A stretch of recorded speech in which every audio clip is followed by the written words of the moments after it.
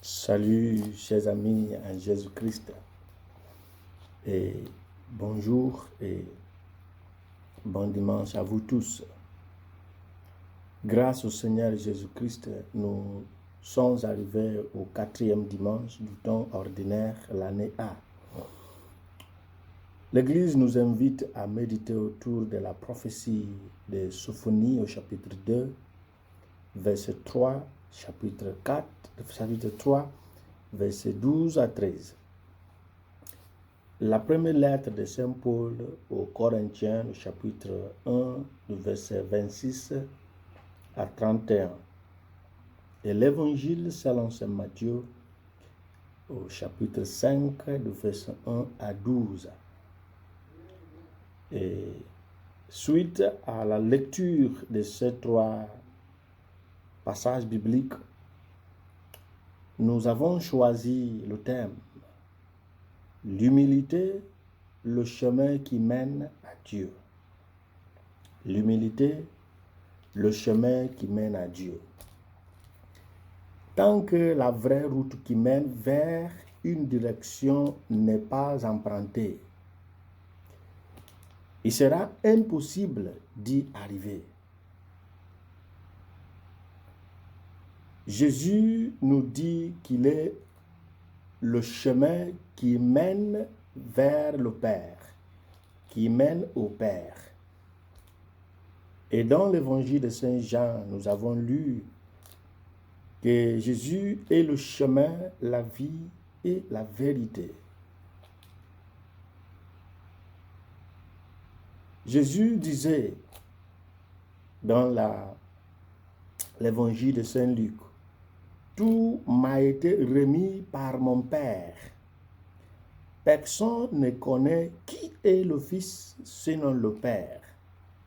Et personne ne connaît qui est le Père sinon le Fils et celui à qui le Fils veut bien le révéler. » Luc chapitre 10, verset 22.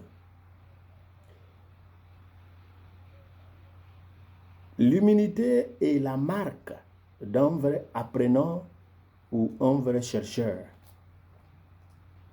Que ce soit au niveau de la recherche intellectuelle ou académique, l'apprentissage du métier, l'insertion professionnelle, l'humilité est une marque d'un vrai apprenant. Celui qui cherche doit au préalable reconnaître le fait qu'il y a quelque chose qui lui manque. Ensuite, elle s'interrogera autour des essentiels, à savoir comment, où, et ensuite, auprès de qui se trouve-t-il ce dont j'ai besoin? Comment? Ça veut dire comment est-ce que je pourrais avoir cette chose essentielle qui me manque? Où devait-on l'avoir? Ou bien, auprès de qui se trouve-t-il ce dont j'ai besoin? Ce sont les questions essentielles qui motivent, qui inspirent un vrai apprenant, un vrai chercheur. Cette phase interrogatoire est animée par la vertu de l'humilité. Parce que l'homme a découvert qu'il y a un manque, il y a un vide. Conduit par l'humilité, il est possible de nous laisser guider par la règle de la recherche selon les domaines. Quant au domaine de Dieu, le prophète Sophonie nous exhorte ainsi.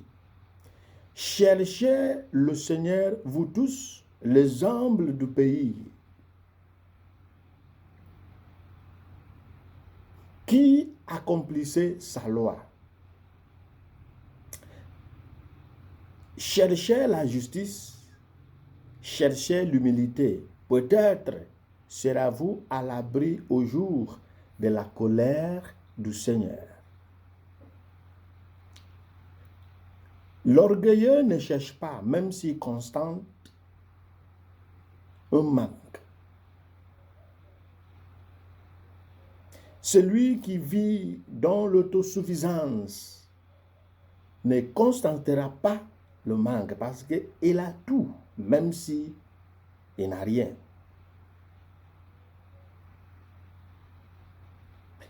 La justice nous permet de nous débarrasser de tout mensonge et de langage trompeur. Lorsqu'une vie est marquée par la justice, elle devient une menace à l'injustice qui, en revanche, la persécutera. On nous dit que la présence d'un juste, c'est une menace aux injustes. Mais cette menace n'est pas une menace qui fait que les injustes se croisent les bras. Ça les provoque jusqu'au niveau où ils mènent une guerre contre la justice. Il faut noter que la justice dont il s'agit n'est pas l'auto-justice. Il s'agit d'une justice accrue de la grâce de Dieu qui, en Jésus-Christ, est devenue pour nous sagesse venant de Dieu. Justice, sanctification et rédemption. Une fois que la justice va de pair avec la sanctification et la rédemption, le croyant devient heureux, car il est bienheureux ou heureux selon le standard du Christ. Voici le standard du Christ. Cela nous amène à la béatitude.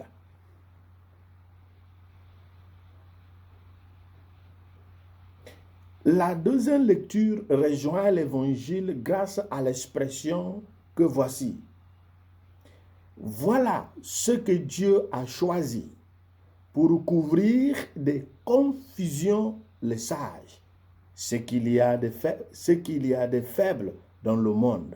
Voilà ce que Dieu a choisi pour couvrir de confusion ce qui est fort. Ce qui est d'origine modeste, méprisé dans le monde, ce qui n'est pas. Voilà ce que Dieu a choisi pour réduire à rien ce qui est.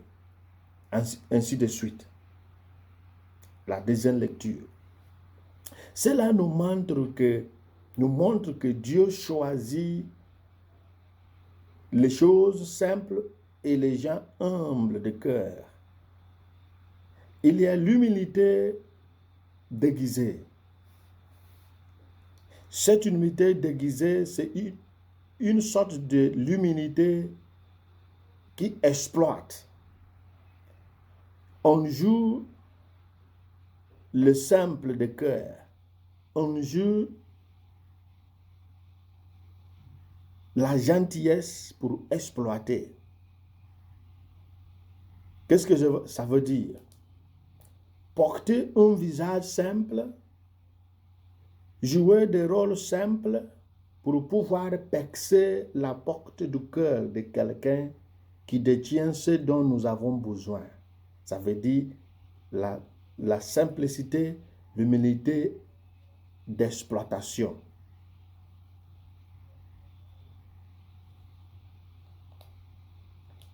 Si l'humilité est vraie et honnête, c'est dans cette optique que nous pouvons comprendre le sens du choix des attitudes qui constituent les béatitudes.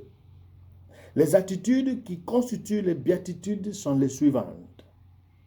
La pauvreté du cœur, le deuil, la gentillesse, la préférence de la justice amiable à la violence, la miséricorde, la pureté du cœur, la recherche de la paix, l'acceptation de la persécution et de l'insulte au nom du Christ, au nom de l'Évangile, au nom de la vérité.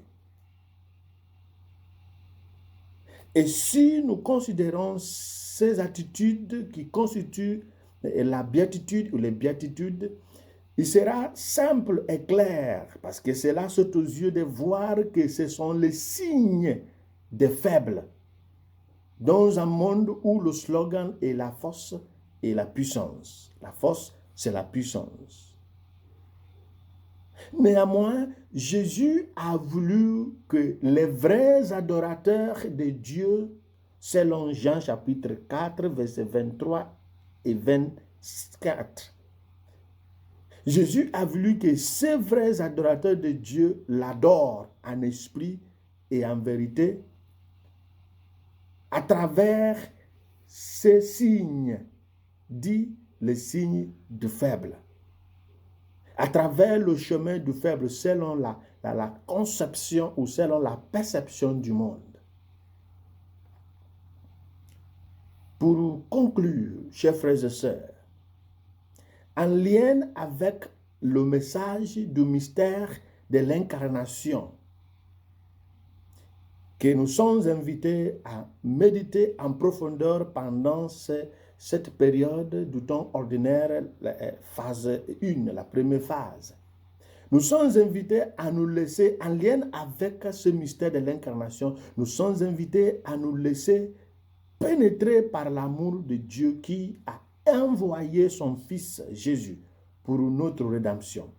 Cet amour contagieux nous met en couple avec le Christ Jésus et avec son Église dans laquelle nous devenons le sacrement du Christ.